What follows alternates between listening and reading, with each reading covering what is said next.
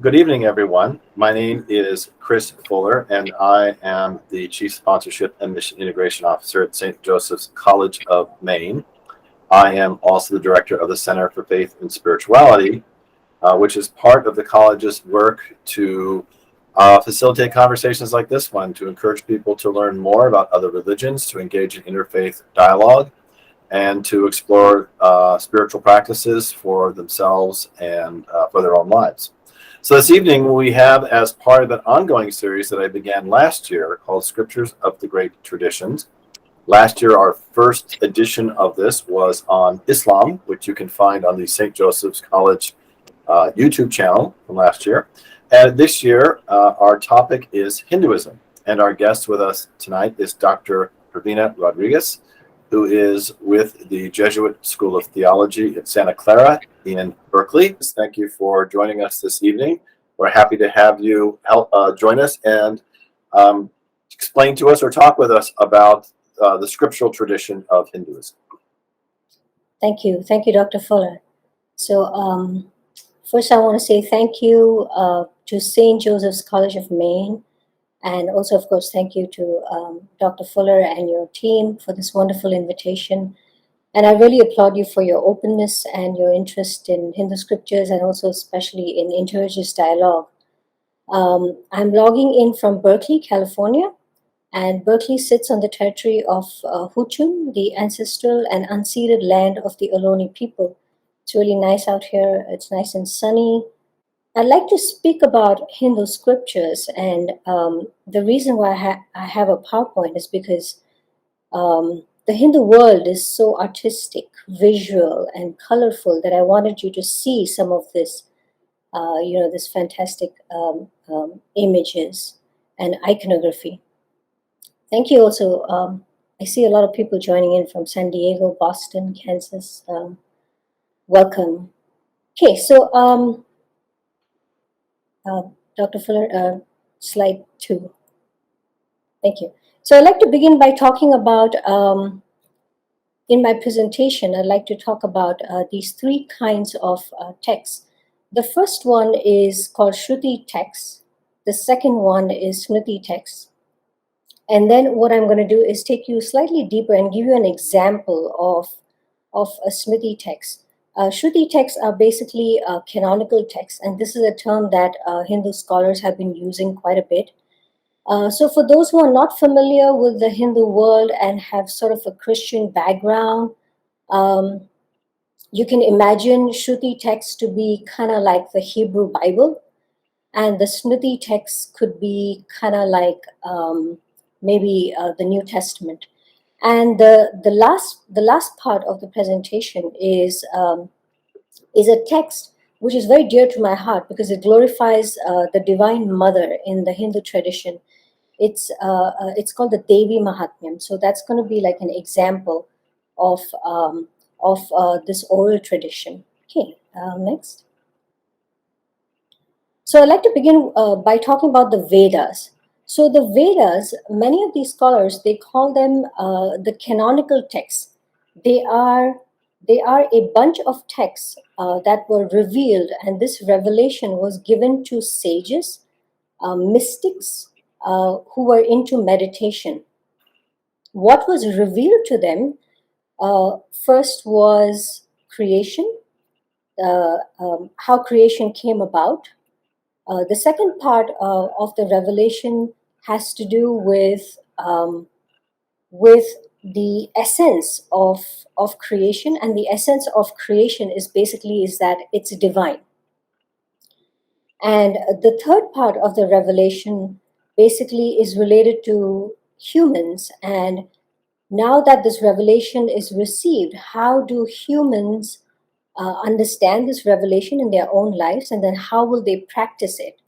So this revelation basically is in a poetic format.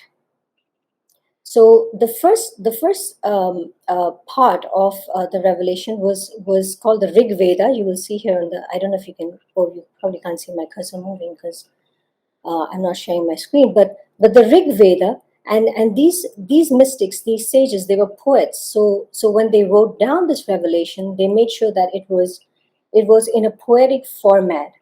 And then we have the Samaveda, which was another set of revelations, which came about in 1200 BCE.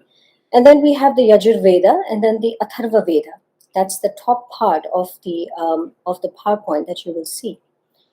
And Laurie Patton, who is a scholar of Hinduism, she says that the Vedas are a set of knowledge, right? Because the term Veda comes from the root vid. Vid means to know. So what is being passed on is knowledge, and this knowledge was passed on orally.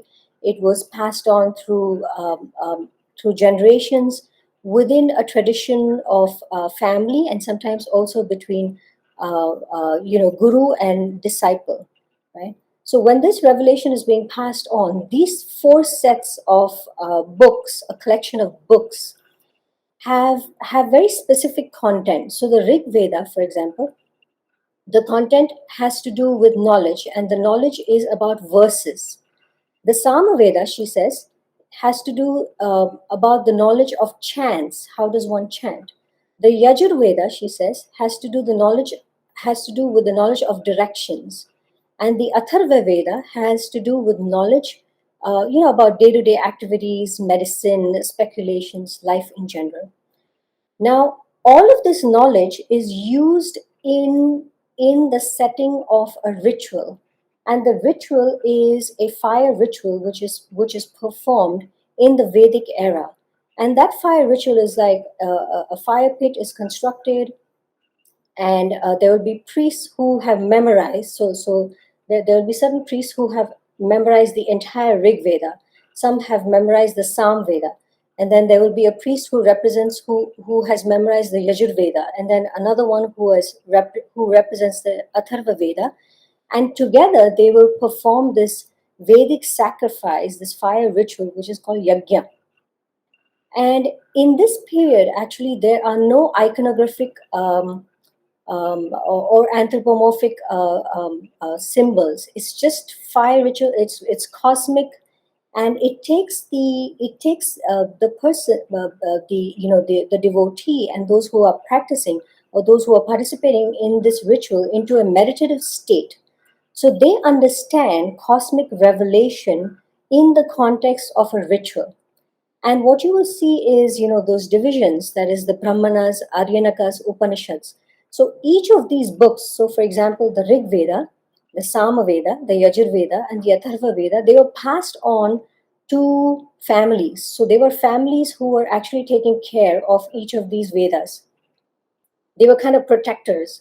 They would make sure that the chanting is correct, so on and so forth. And the Rig Veda has its own Brahmana, its own manual of how these rituals have to be practiced. It has its own interpretation. The next set of interpretation is the Aryanaka, which means that how do these rituals or how can we contextualize these rituals in modern setting? And then finally we have the Upanishads. So the Upanishads are a set of texts which have to do with philosophy. So the former part basically has to do with something which is called the Karma Kanda. Karma Kanda means it has to do with practice. It has to do with perfection of the ritual, so on and so forth. And you are performing all these rituals in order to to be prosperous in society, to get a good job, for protection while you're walking in the forest, so on and so forth. But by the time these reflections reach the Upanishads, we find philosophical teachings on the self, on the knowledge that has been received, on the depth of this knowledge, and how does one now understand this knowledge. So that's the Upanishads. And the Upanishads are sort of almost towards the end of the Vedas. So you will see that it's a multi-layered kind of a revelation, and it extends over a period of time. It progresses. Okay, next slide, please. And here you will see the last part of the previous slide had the Upanishads, and here are some dates, in terms of how this how the Upanishads have their own a progression of revelation, and these are several chief Upanishads which go ahead and go into depth of the philosophical inquiry of the self. Okay, so you can just take a look at the dates. And these two slides, I should mention, they were created by Dr. Rita Sharma, who is the director of the Center for Dharma Studies, and she has shared them with me. So, okay, the next slide, please. Thank you.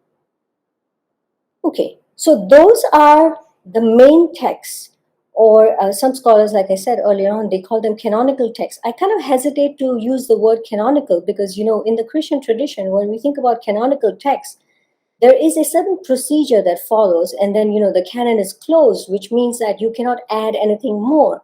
However, in the Hindu world, that doesn't really happen. You see, there's a whole bunch of texts, and it just keeps flourishing. And in terms of adding anything to these texts, yes, you can say that they are canonical in the sense that they are orthodox texts that are used by most Hindus, and nothing can be added to that layer of text. So in that sense, you could say that it is canonical. However, I still sort of I'm a little hesitant to use the word canonical. So I would just say orthodox or normative texts, and these texts are really important. That whole bunch of layers that I showed you earlier on, and they are texts that are heard, so they fall under the category of Shruti. That's why you have a tiny ear over there. That which is heard by these poets and these sages, and then they write it down. Now, of course, if you go, you can get printed text, but there was a time where you just had to memorize and chant. And then we have the Smriti text. Now, Smriti text, what happened was over a period of time, there were other texts, regional texts. Smriti texts are regional texts. Sometimes they can be in Sanskrit. Sanskrit is the classical, is the language of, is the liturgical language of the Hindu people, right? Smriti texts can be in Sanskrit, but sometimes they are also not in Sanskrit. So you will find them in like other vernacular regional languages. And these texts, they come in all kind of genres. So you will find grammar, you will find astronomy, you will find archery, right? The science of archery is mentioned. The science of architecture is mentioned. And then there's law codes of ethics. How does one behave in society? And then there's another genre called the epics, that is the Mahabharata, Ramayana, and the Bhagavad Gita. Then we have Tantra, that is esoteric doctrines and practices. And then there's manuals of worship, and then there's also commentaries. There's a whole bunch of commentaries. Now these Smriti texts are interesting because they are also revelation. But how is this revelation being perceived? This revelation, sometimes it's in tension with the Vedas. Sometimes you will see that, and this is very rare though, because all of these other texts, and I don't want to use the term supplementary texts because they're not exactly supplementing. Sometimes they are viewed as fulfilling revelation. So the revelation that starts off, the seeds that are sort of planted in the Vedas, in the canonical text, in the orthodox text, they kind of get blossomed and they get fulfilled in these other texts, these heterodox texts. Now, these other texts are also used in communities in order to sometimes supersede these the orthodox texts, or sometimes these texts are sort of used in tension with one another. So you will see that they are citing these orthodox texts. At the same time, they're trying to sort of supersede and say, well, this text, because these texts can be regional, they can be vernacular, they can be coming from various parts, of the Hindu world. And then there's a tendency to say that, okay, well, they supersede. So they're including these orthodox texts, but at the same time, they're kind of changing the revelatory format, right? And what you will see is that both in some situations, both of these texts are are recognized as revelation. So there are many ways in which different regions or communities will account for revelation in these Smriti texts. They will say, okay, well, both are revelatory texts, and both are really important in the tradition. We need to follow both. In some cases, they will sort of override the orthodox tradition. In some cases, they are held in tension, so on and so forth. Okay, next, please. Okay, so here's a scholar from India, and he teaches English in the University of Hyderabad, and he writes this wonderful book, which I think is really important for all those who'd like to know a little bit about the Hindu world. It's called Cultures of Memory in South Asia, and it speaks about orality because Hindu cultures are basically oral cultures. Everything that was revealed in the Vedas is actually oral cultures. Till date, the Vedas are memorized, they are recited, and during initiation, you are given a mantra, and the mantra has to be chanted. You can write it down later on, but then it's an oral process, and he makes a distinction. Next slide, please. Thank you. So he makes a distinction between, and this is a provisional distinction that he makes between the European heritage and the heritage of these oral cultures. So he calls Hindu cultures Nemo cultures, cultures of memory, because they are cultures of memory because they're storing memory in the body, right? That's how memories are stored. And this provisional distinction that he makes is in the European heritage is that memory gets stored outside. It's in the European heritage, it's written down, it gets stored in the library, so on and so forth. But in the Indian culture, or in Hindu cultures rather, you would store memory within the body. And how is that done? It is done through, and I quote, vocal acoustic rhythms and gestural graphical performatives, unquote. Which means that these vocal acoustic rhythms that you're using in mantras, in chanting, they sort of create an impression upon the human body.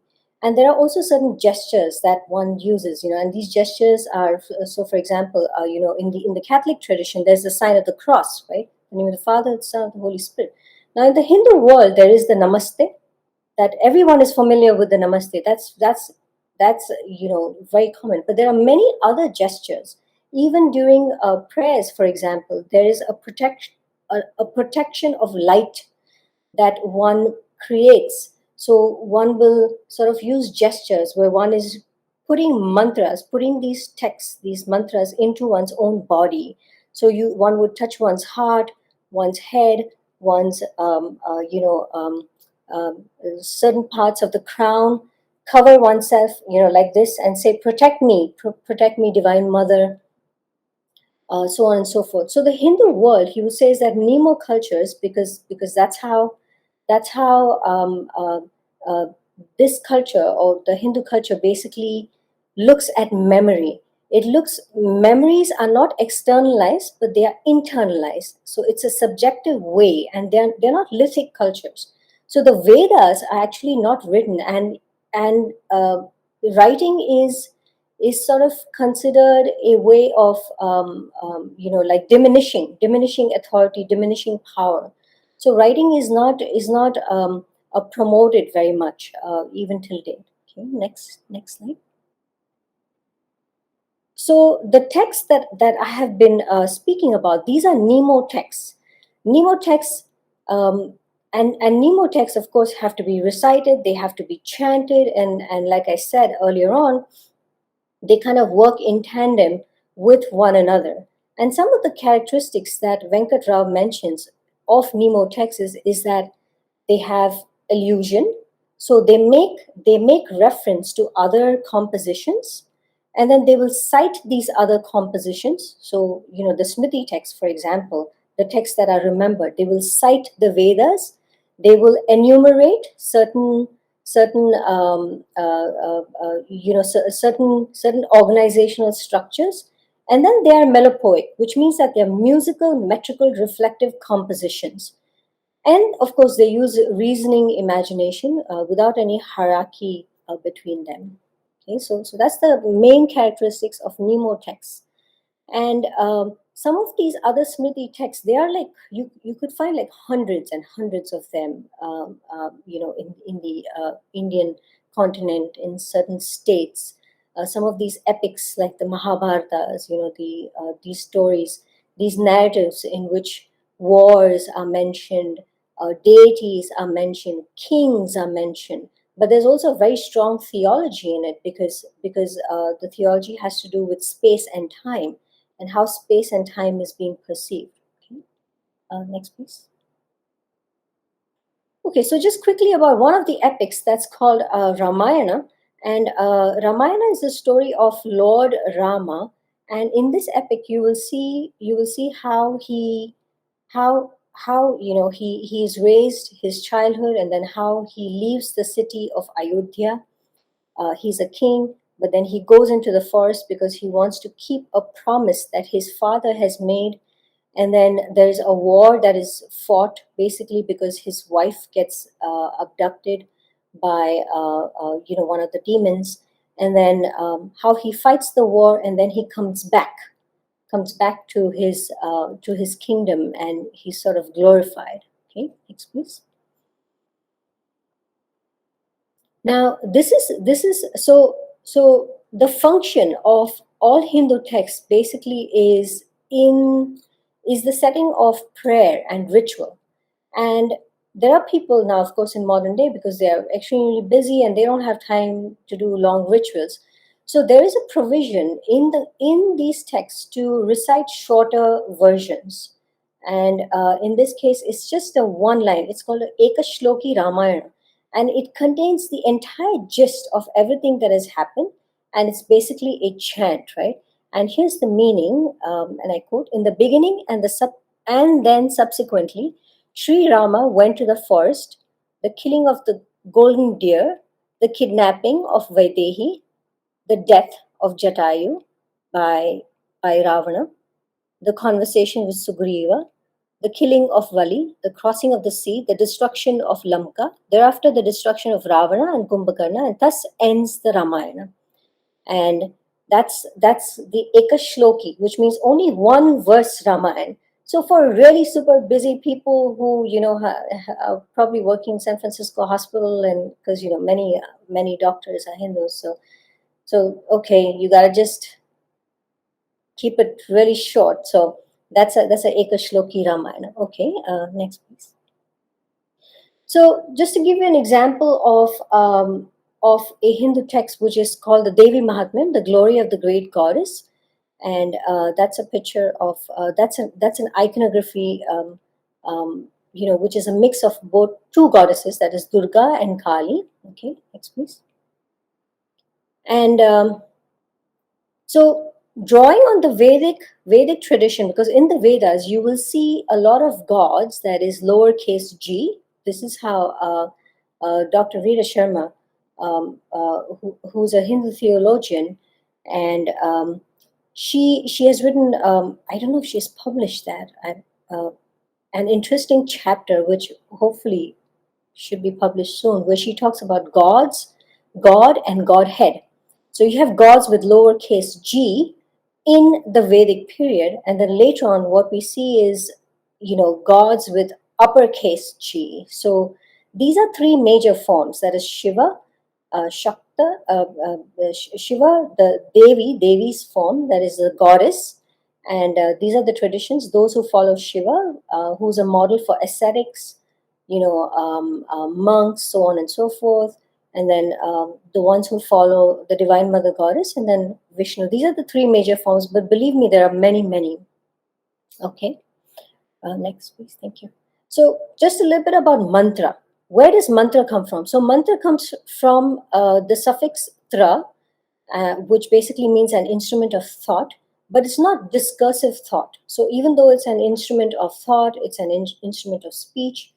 So there are some mantras which don't really have a discursive meaning. Some do, and some are used, in prose and so on and so forth, but some don't. So Shakta mantras, Shakta followers are those who worship the divine mother goddess, and these mantras have a protective and a salvific telos. And they have certain spiritual ideals. So, what are mantras? Mantras are composed of, bijas or sounds, and these sounds are really interesting because these sounds, when you listen to these sounds, they transform.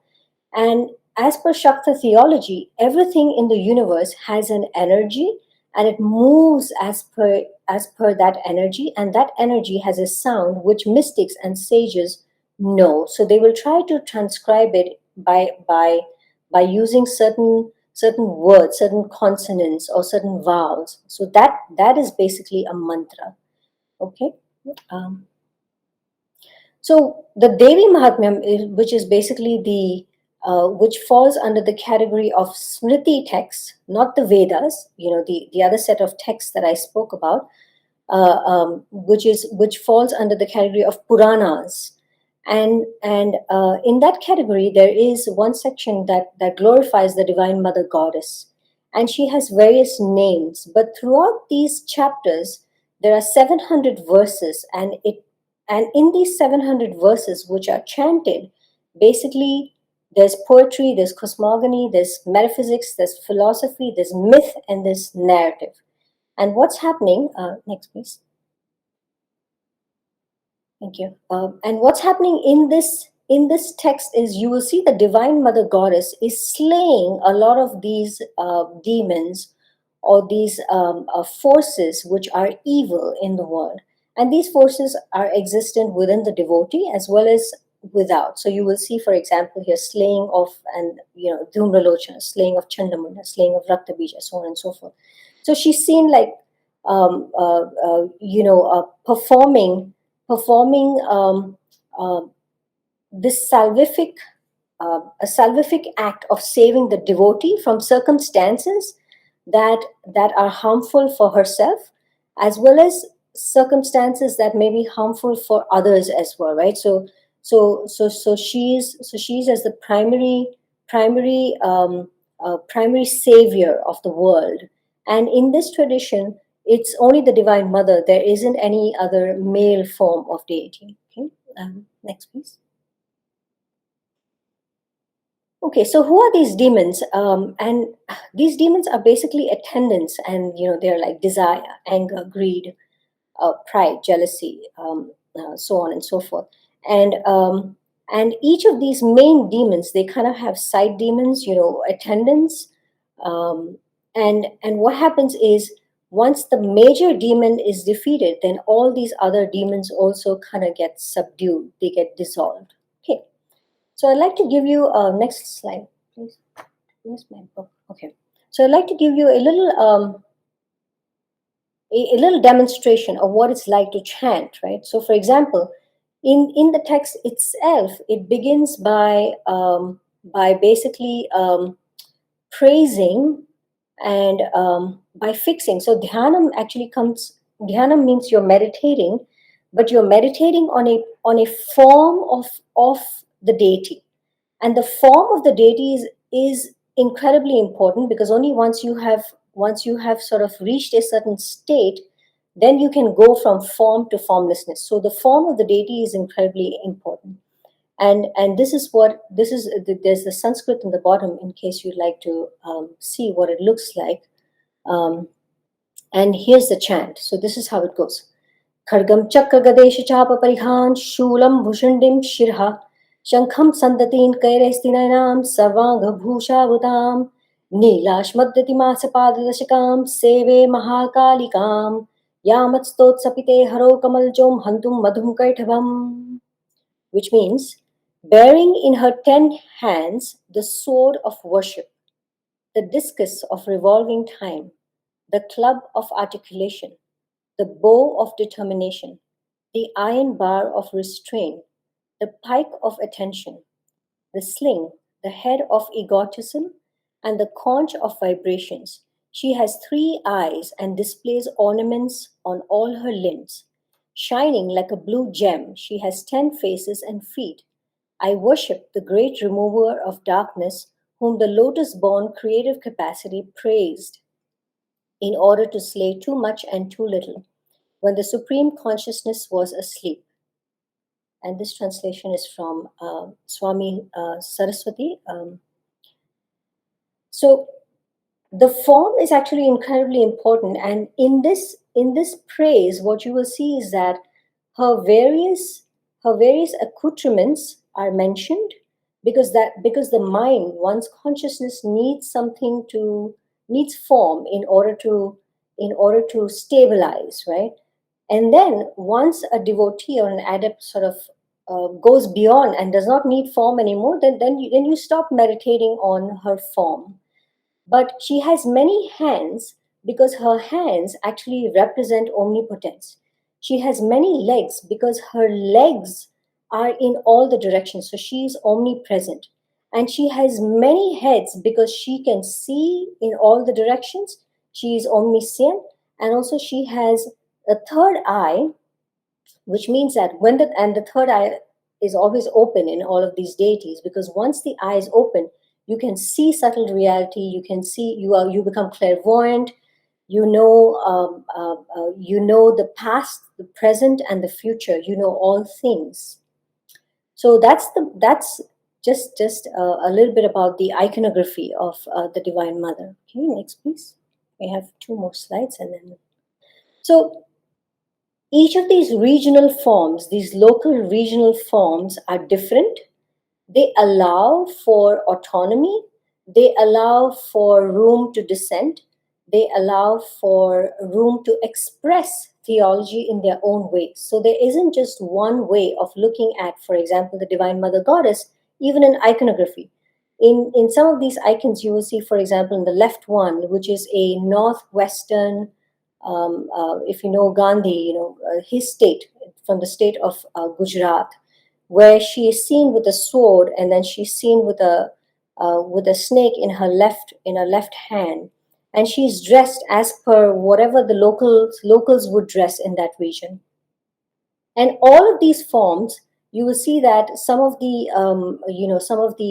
creatures, the animals that are there, they are also local forms. They are local creatures. So the third icon from the left, there are many snakes, and she's called the goddess of Manasa because there are many snakes in that region. But snakes also represent in Hinduism energy.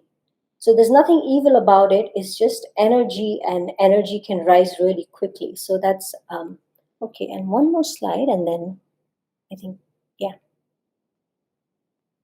So just one more example of how each region will take just one thing and sort of appropriate it in their own way. So this is a way of dressing up. It's called a sari, right?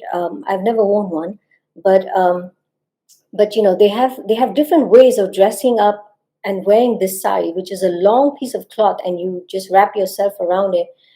There's a blouse that you would wear, but the picture in the center is the state where I come from, Bombay. It was formerly called Bombay, now it's called Mumbai. How Maharashtrians would wear the sari, and then on the right hand side you will see a picture where the fall comes in the front, and there are so many ways in each of these regions where you would actually drape the same kind of material in a different fashion. So this is the beauty of Hindu theology, is that there are multiple texts, and that with these texts, in these texts, you will find a way of absorbing and assimilating the Orthodox tradition.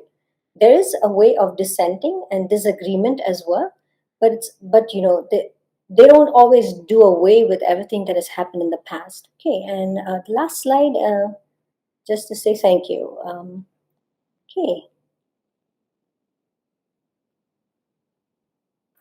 Great, thank you. That was wonderful. That was very helpful. I'd like to start with well, first of all, I was interested. You showed the different images of the goddess, and the first one, as you noted, I think was in the Northwest, holding a serpent. Is there a symbolism to the serpent imagery? So not only is serpents are everywhere in India. That's one thing, but there is a deep symbolism, especially in Shakta theology, that has to do with the serpent, because the serpent has to do with energy that rises up very quickly.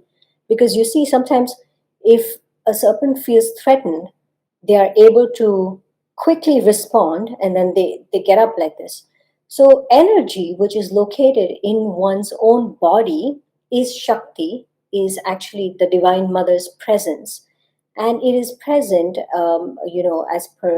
as per some schools of thought, in the base of one's spine. And when that energy rises, through praise and worship, through spiritual practices, it is often depicted symbolically with a serpent. So that's why you have, serpents quite a bit in iconography. Yeah. Right. Yes. Someone asked, does that correlate at all to the Kundalini? Yes, that is the Kundalini. Yeah. Okay. That was a question that came in from one of our visitors. I asked that because in Catholic iconography, it's very common actually to present Mary stomping on a serpent because of the biblical imagery of the serpent playing the deceiver. And in the book of Genesis, it says that the serpent will strike at the heel someone, and there will be a battle, if you will. So I'm just interested in that comparative imagery of the Yeah. woman associated with the serpent, which I found very, very interesting. Yeah, it's interesting. So the thing is that what happens is in the ancient world, and also in the native Indian tradition as well, serpents are not considered evil.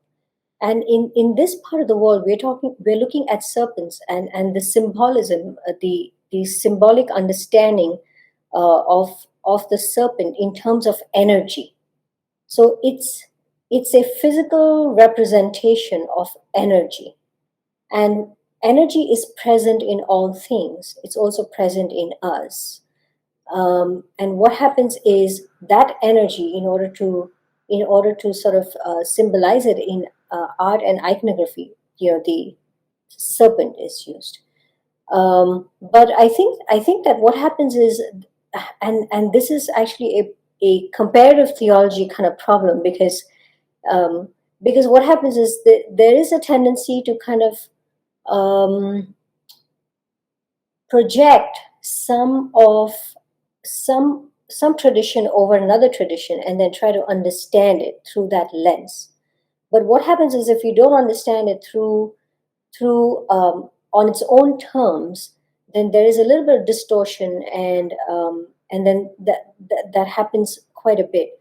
So there's a scholar called Martha Nussbaum, and she talks about descriptive chauvinism. So descriptive chauvinism is when you're using something, when you're using a category in order to describe something else, and you're kind of and in the process something gets lost and something gets changes. But yeah, I think it would be a great paper. Someone has to write that paper. It's not going to be me though. Well, I can see what you're saying, right? Because for Christians, they associate the serpent with Satan. Yeah.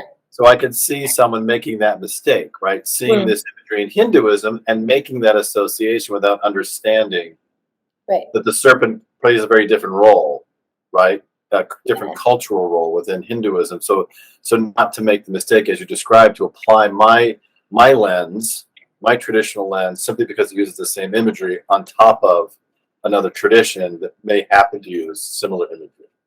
Right? Yeah, and that's the problem. Even when we're thinking about gods, for example, that happens also a lot, because you're like, okay, idol worshippers. Why do you have so many gods?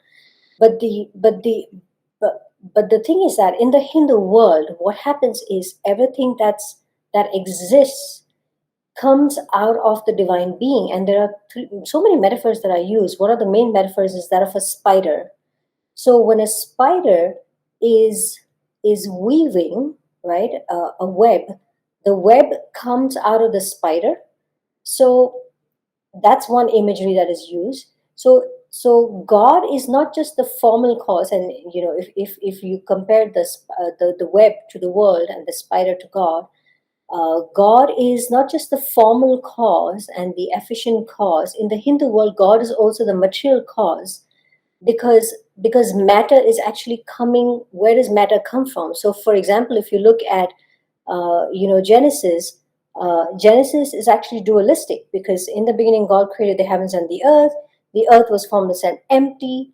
Darkness was over the surface of the deep, and the Spirit of God was hovering over the waters. Darkness was over the surface of the deep, and the Spirit of God was hovering over the waters. So matter is already present, and then there's God. So it's a dualistic theology.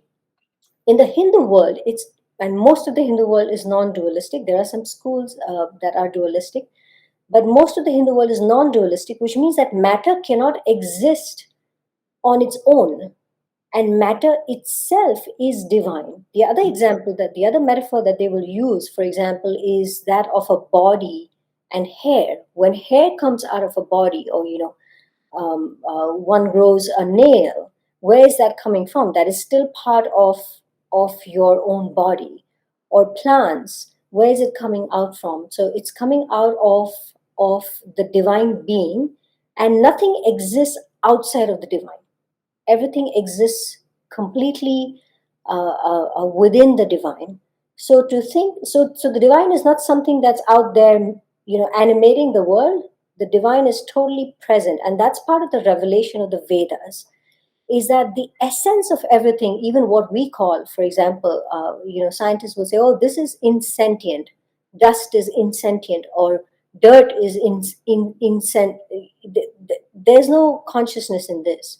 But Hindus will say, no, nothing can exist on its own, and it's coming out of divine, and it is actually God, lowercase g. And then we have, as Dr. Sharma would say, there's God with uppercase G, where you would just look at just one deity, and that deity is your primary, your primary deity. So, for example, I showed those in the PowerPoint, those three, the Shaktas, the Shaivas, and it's your way of visualizing ultimate reality. And then the third thing that she will say is, there's God within God's self, right? So, and that is a biunity. So she uses the term biunity, and biunity is interesting because when you look at Christian theology, for example, there's God the Father, God the Son, and God the Holy Spirit. That's a Trinity, and it's one person, three gods. One person, three persons, one. Sorry. Okay, so but you know what I mean. So it's three persons, one God, and there isn't any distinction between them. So what she will say is that the inner life of the Hindu God is, or God within God's self, is a biunity. There is a male principle and a female principle, and you will see that a lot in art. So if you go to a Hindu temple, you'll see like a male deity, and he's standing right next to a female deity, and you would actually think, oh, gods, and this god has a wife, and she looks pretty. But it's actually not gods. It's the inner life of the Hindu deity, which is a male principle and a female principle, and that is depicted in iconography together, because they can't exist without one another. One cannot exist without the other, so they are always together. And of course, it's anthropomorphic, and it's Indian, so you will see them dressed up in Indian ways, and then they'll have all kinds of makeup and sari and whatnot, that kind of stuff. You also mentioned I would say the Abrahamic faiths and their canons, right? They have they circumscribe a boundary around certain books, right? Or surahs in the case of the Quran that belong in, rather than others that don't. And in those traditions too, there's some kind of usage of those texts in the form of worship, where those texts, a selection is read out loud, and someone then might preach, to the congregation about what was read. How are the scriptures used in Hinduism relative to Hindu liturgical practices or Hindu worship practices? What do they serve a similar role, or they have a different kind of role? So they have a similar role. You can actually, people most often don't go, I think that Christians would go to church more often than Hindus would go to temples, because Hindus would go to temples like on feasts or something like that. But all of the main ritual activity is done at home. But the main function of many of these texts is rituals, and they are chanted, they are recited. But for a regular person who does not know how to, for example, chant, because we are talking about meters, and they're very particular about how you pronounce, and meters. You can't go off, so because that is part of how you're drawing in vibration, and you don't want to make a mistake with that, with the chanting. They're very particular about that. So for those who are not trained, what they will do is in the morning they wake up, they're cooking for their family, or they have to go off to work. They will listen to a chant. So they play a chant, and that chant has the same effect, because if you're going to liturgical celebration, you would have a priest or the presider who's basically chanting. And then sometimes, depends, there will be also kind of like preaching, where there is the priest or the presider preaches. That happens. But for those who are not able to do that faithfully, they can just turn on an audio, a YouTube video, and play that while they're cooking, or while they're cleaning, or while they're preparing breakfast for the kids, or something like that.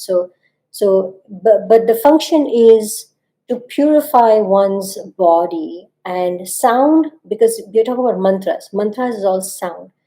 Sound can create that effect. So if you have the intention of drawing close to God just by listening to a chant, you can do that even while you're working on other activities. You can turn it on and leave it while you're doing other things. So yeah.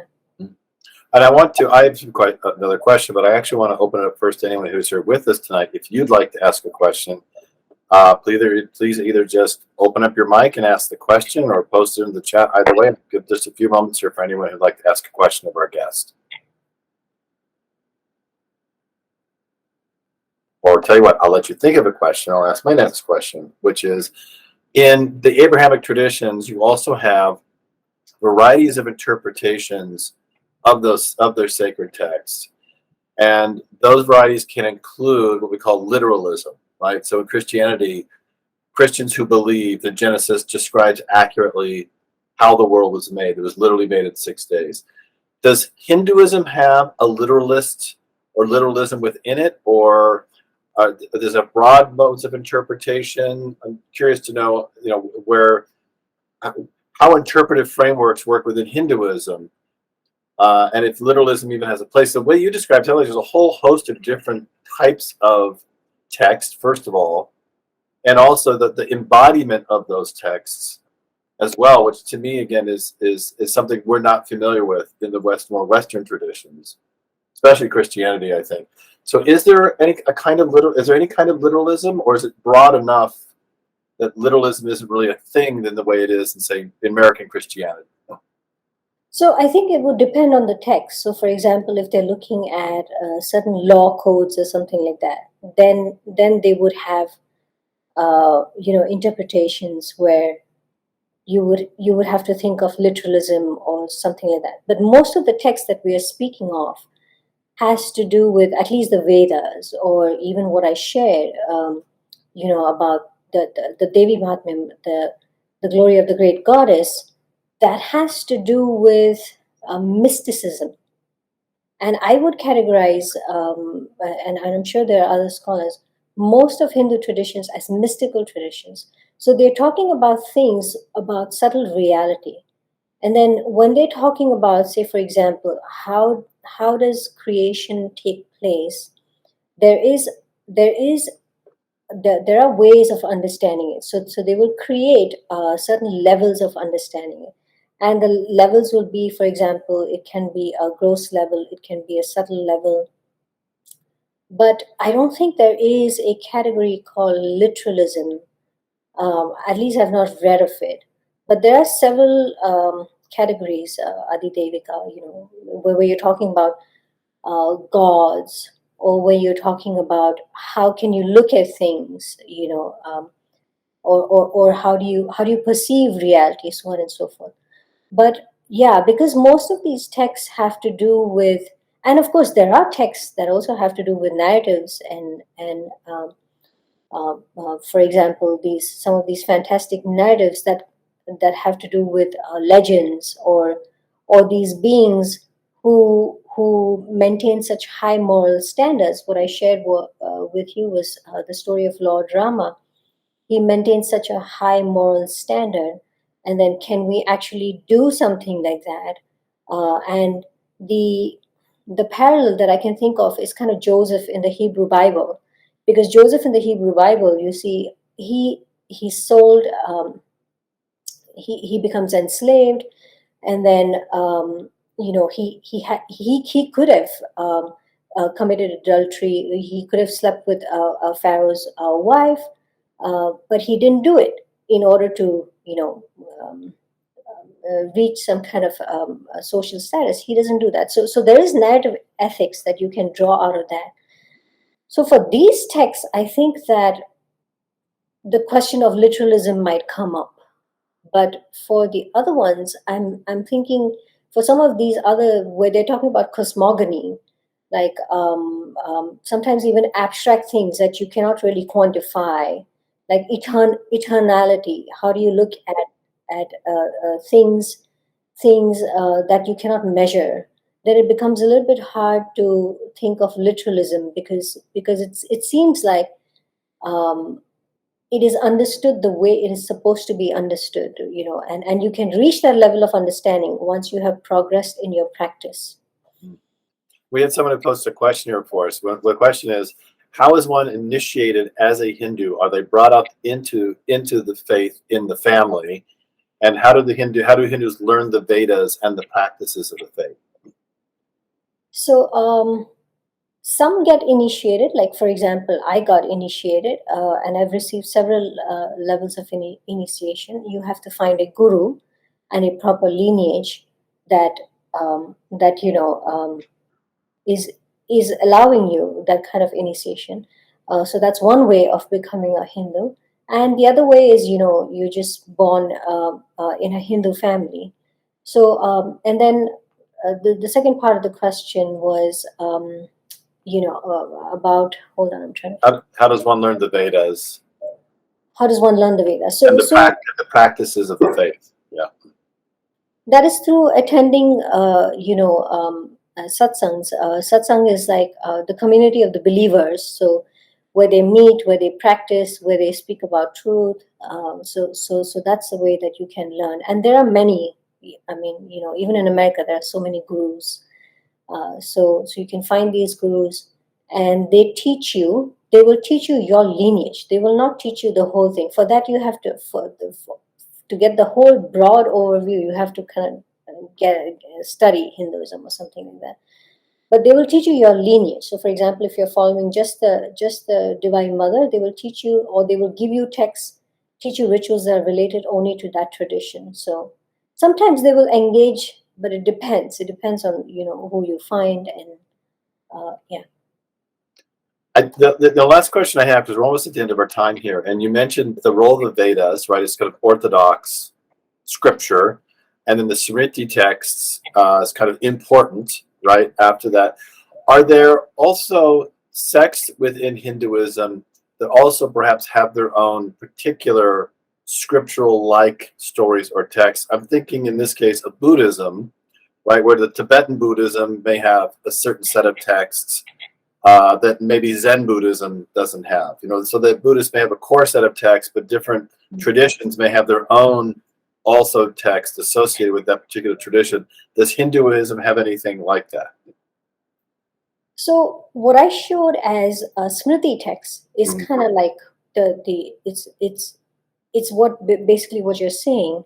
It's a version of what they are emphasizing on, but they will still connect it. It's still interconnected. It's still because that's what it means to be a Hindu. It means, so for Hindus, that part of the revelation is sacred, and they will engage it. Even if they're dissenting, they will still engage. So there's that engagement part, and that is what makes most Hindus, Hindu, is that they are maintaining that orthodox part of the canon. Okay, that's very helpful. Thank you. Well, Dr. Rodrigues, I appreciate your time. You're joining us from the West Coast. It's almost 5 o'clock your time. It's getting 8 o'clock our time here. So I appreciate your joining us. It's very instructive, very informative. I know certainly for me, I've only known a small bit about Hinduism. So this was very, very helpful to me. And I hope it was helpful to all the others who joined us tonight. Thank you so much.